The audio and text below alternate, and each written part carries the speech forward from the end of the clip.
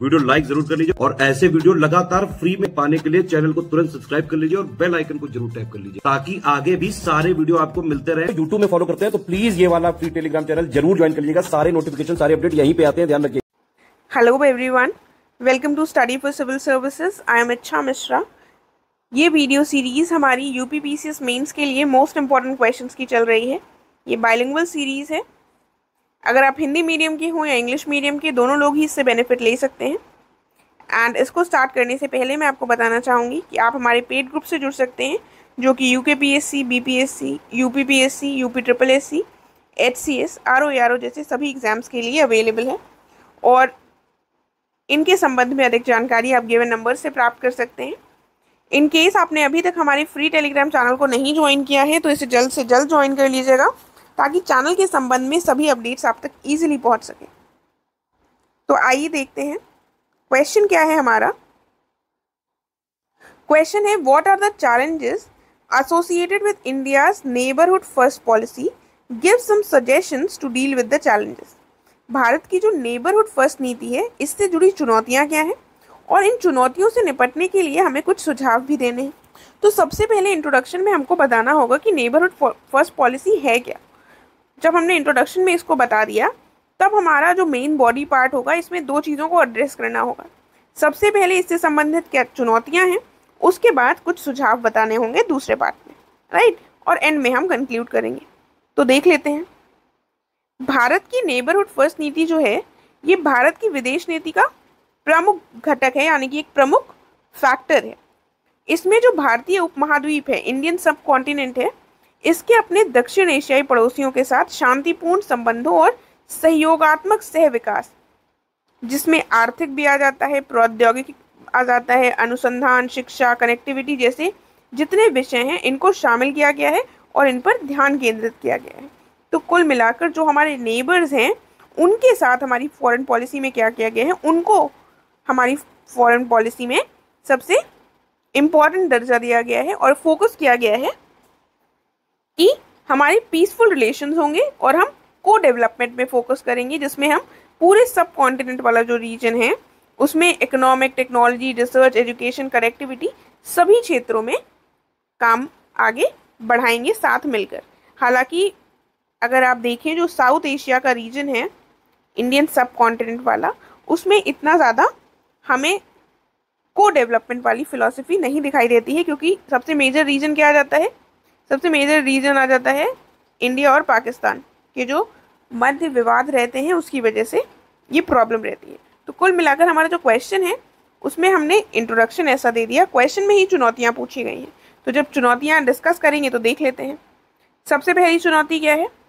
सबसे पहली चुनौती हमें दिखाई दे रही है कि जो भारत के पड़ोसी हैं, जैसे पाकिस्तान, श्रीलंका, मालदीव, ये जो देश हैं, इनमें चीन की बेल्ट और रोड पहल परियोजना जो है वो अपने पैर पसारती जा रही है और इससे चीनी शक्ति जो है वो इस एरिया में बढ़ती जा रही है। साथ ही जो चीन है वो अपनी लोन की जो रणनीति है, डेट ट्रैप पॉलिसी की डेट देता जा रहा है इन देशों को और अपने ट्रैप में फंसाता जा रहा है, वो भी काफ़ी ज़्यादा इन क्षेत्रों के लिए चिंता का विषय बन गई है इन देशों के लिए, मतलब भारत के संबंध में। वरना ये देश तो लेते जा रहे हैं और ये रियलाइज़ भी नहीं कर रहे हैं कि किस तरह से चीन इनको फंसा रहा है, ठीक है। तो कुल मिलाकर पहला पॉइंट क्या हो गया है हमारा, चाइना फैक्टर जो है वो इस क्षेत्र में एक प्रॉब्लम के रूप में दिखाई दे रहा है। इंडिया की नेबरहुड पॉलिसी में ये एक सबसे बड़ी चुनौती है। अगला क्या है? अगला है जो पड़ोसी देश है, उनके साथ भारत की सीमा और नदी जल विवाद भी दिखाई देते हैं। एग्जाम्पल हम क्या बताएंगे, जैसे 2020 में इंडिया और बांग्लादेश के बीच में काला पानी और लिपू लेक विवाद हो गया था। देखिए यहाँ पर एक गड़बड़ लिखा है, काला पानी और लिपू लेक जो है ये बांग्लादेश के साथ नहीं, नेपाल के साथ हुआ था, ठीक है। काला पानी और लिपू लेक का विवाद नेपाल के साथ हुआ था, बांग्लादेश के साथ नहीं, इसको सुधार लीजिएगा। अगला क्या इशू है? अगला इशू है घरेलू राजनीति से संबंधित मुद्दे। उदाहरण के लिए श्रीलंका में हम देखते हैं तमिल मुद्दा है, बांग्लादेश में तीस्ता जल बंटवारा वाला मुद्दा है। इनके कारण क्या होता है, जो हमारी नेबरहुड फर्स्ट पॉलिसी है उसका कार्यान्वयन जो है वो कठिन हो जाता है, क्योंकि इनकी डोमेस्टिक पॉलिटिक्स ही काफ़ी ज़्यादा उसमें परेशानियां और इश्यूज दिखाई देते हैं। उसके बाद अगला क्या चैलेंज है, सार्क एक ऑर्गेनाइजेशन बनाया गया था जो इंडियन सब कॉन्टिनेंट के नेशंस हैं, जो साउथ एशिया के नेशंस हैं उनके द्वारा, लेकिन ये हमें विफल दिखाई दिया क्योंकि इसमें कोई भी कॉन्क्रीट स्टेप नहीं उठाया जा सका और वैश्विक स्तर पर भारतीय उपमहाद्वीप के हितों का प्रतिनिधित्व ये करने में फेल हुआ है, जिसकी वजह से नेबरहुड जो फर्स्ट पॉलिसी है उसके समक्ष एक चैलेंज दिखाई देता है।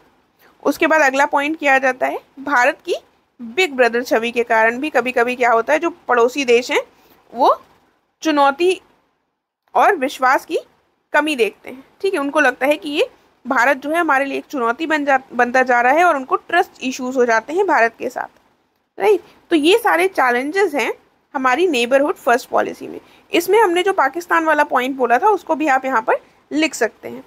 ठीक है, कि नेबरहुड फर्स्ट पॉलिसी में हमारे साथ जो हमारा कभी एक हिस्सा रहा था पाकिस्तान, उसके साथ ही हमारे अच्छे संबंध नहीं हो पाते हैं, वो टेररिज्म फैला रहा है। राइट, तो ये पॉइंट हो सकता है। हालांकि हमें सारे देशों से संबंधित पॉइंट्स बताने हैं।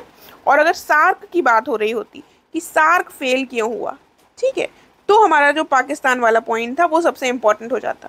सार्क के फेलियर का सबसे बड़ा रीज़न एक ये भी है कि इंडिया और पाकिस्तान एक मंच पर नहीं आ पा रहे हैं। ठीक है, दोनों के बीच में जो संबंध हैं, जो टाइज रहे हैं, वो काफ़ी ज़्यादा उतार चढ़ाव देखा है उन्होंने, और ज़्यादा रिसेंट ईयर्स में तो इनमें कोई भी ऐसा वार्तालाप ही बंद हो गई थी। ठीक है, बहुत ज़्यादा डाउनफॉल देखा है दोनों के रिलेशन में। तो पाकिस्तान वाला पॉइंट सार्क के संबंध में तो आपको बताना ही है।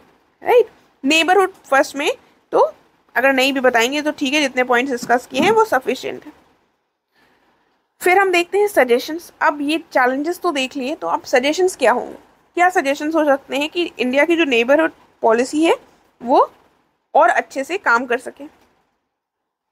पड़ोसी जो देश हैं इनके साथ कूटनीति और जुड़ाव को बढ़ाना होगा, यानी कि हम डिप्लोमेसी और एंगेजमेंट को बढ़ावा दें और प्रमुख मुद्दे और चिंताएं जो हैं उनको समाधान करने पर फोकस करें। ठीक है, तो नेबर्स के साथ अच्छे से अगर हम कूटनीतिक रिश्तों को स्थापित करें और साथ में उनके साथ एंगेजमेंट को बढ़ाएं तो हमारी ये जो समस्या है उसका समाधान हो सकता है। अगला क्या है, पारस्परिक रूप से, यानी कि जो मिल बांटकर लाभप्रद परियोजनाओं पर हमें ध्यान केंद्रित करने की ज़रूरत है।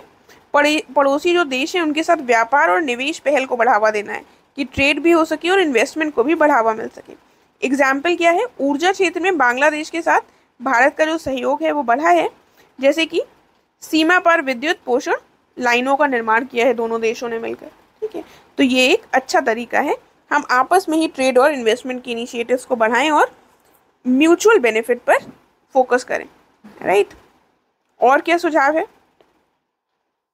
भारत और उसके पड़ोसी देशों के बीच सांस्कृतिक संबंध और पर्यटन को बढ़ावा दिया जा सकता है ताकि लोगों के बीच में आपसी समझ बढ़ेगी। ठीक है, एक ये पॉइंट हो सकता है। अगला है, आतंकवाद और सीमा पार जो अपराध है इनसे निपटने के लिए हमारी जो खुफिया जानकारी है इसको हम आपस में साझा करें। ठीक है, तो एक तरह से ट्रस्ट भी बिल्ड होगा। इसमें बताया गया है सीमा पर जो विद्रोही समूहों के विरुद्ध भारत और म्यांमार में सहयोग हुआ था वो एक अच्छा उदाहरण था। फिर हम देखते हैं सहयोग बढ़ाने के लिए BBIN और बिम्स्टेक जैसे जो सब रीजनल इनिशिएटिव्स हैं इनमें कोऑपरेशन को बढ़ाने की ज़रूरत है। हम सार्क को अगर देख रहे हैं फेल होते हुए तो हम क्या कर सकते हैं, और जो दूसरे रीजनल ऑर्गेनाइजेशंस हैं उनके माध्यम से बाकी जो नेबरिंग कंट्रीज़ हैं उनके साथ अपने संबंधों को सही कर सकते हैं, अच्छा कर सकते हैं। देखिए, ये भी देख लीजिए कि BBIN में कौन कौन से देश शामिल हैं। तो जो ये BB लिखा है, बांग्लादेश, भूटान, इंडिया और नेपाल हो गए। ठीक है, और बिम्स्टेक में कौन कौन से मेंबर्स हैं ज़रा कमेंट करके बताइएगा। इससे संबंधित भी हमने एक क्वेश्चन किया हुआ है, तो ये हमने सुझाव दे दिए हैं। ठीक है, और इसमें हम ये भी लिख सकते हैं कि पीपल टू पीपल जो कनेक्टिविटी है, जो पीपल टू पीपल कनेक्ट है उसको बढ़ा सकते हैं। ठीक है, हमारे जो साउथ एशिया का रीजन है यहाँ पर हमारे कल्चरल संबंध रहे हैं। ठीक है, हम देखते हैं हमारे कल्चरल संबंध भी रहे हैं और हिस्टोरिकल भी संबंध रहे हैं। राइट, तो इन टाइज को, इन पॉइंट्स पर एम्फेसिस करके भी हम संबंधों में सुधार ला सकते हैं। राइट, और इंडिया म्यूचुअल बेनिफिट वाले जो हमने ऑलरेडी डिस्कस किया है म्यूचुअल बेनिफिट पर अगर फोकस करेगा तो जो बिग ब्रदर वाला एक इशू क्रिएट हो जाता है नेबर्स के साथ, वो भी कम होगा और ट्रस्ट बिल्ड हो सकेगा। इस तरह से हमने पॉइंट्स लिखे। अब हमारा कंक्लूजन क्या हो सकता है? भारत की जो पड़ोस नीति है, इसको आर्थिक सहयोग और क्षेत्रीय एकीकरण जैसे कुछ जो मुद्दे हैं उनमें सफलता मिली है। हालांकि चुनौतियां अभी भी बरकरार हैं, अभी भी बनी हुई हैं। इसलिए हमें क्या करने की आवश्यकता है? भविष्य में इस नीति की प्रभावशीलता के लिए हमें निरंतर प्रयास और सक्रिय कूटनीति अपनानी होगी, यानी कि प्रोएक्टिव डिप्लोमेसी और सस्टेन्ड एफर्ट्स। निरंतर हम प्रयास करते रहेंगे तभी हमारी जो पॉलिसी है वो और इफेक्टिव हो पाएगी फ्यूचर में, राइट। तो इस तरह से हमारा कंक्लूजन हो जाएगा। तो आई होप आप लोगों को समझ में आ गया होगा। इन केस ना आया हो, कोई क्वेरी हो तो आप पूछ सकते हैं कमेंट करके। Thank you so much.